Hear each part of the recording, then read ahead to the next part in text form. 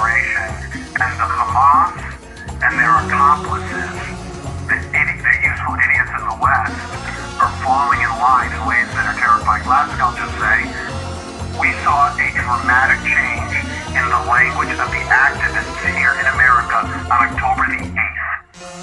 The language of groups that we've long tracked, have long been problematic, like Students for Justice in Palestine and Jewish Voices for Peace.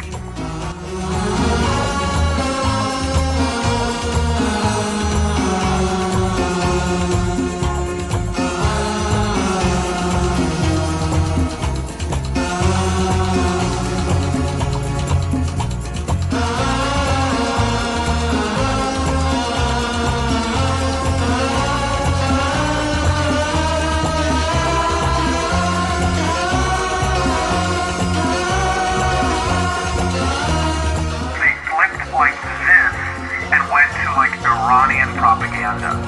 The language I could show you from their toolkits, because our analysts are in their groups.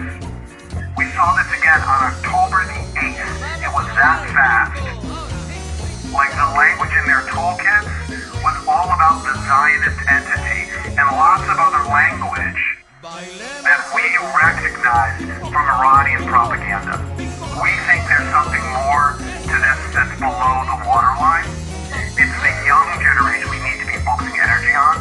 There's something happening with Iran and how it's now their propaganda and their language and their tactics seem to be bleeding into the American kind of activist space in ways that are very different than NIAC and very, very problematic.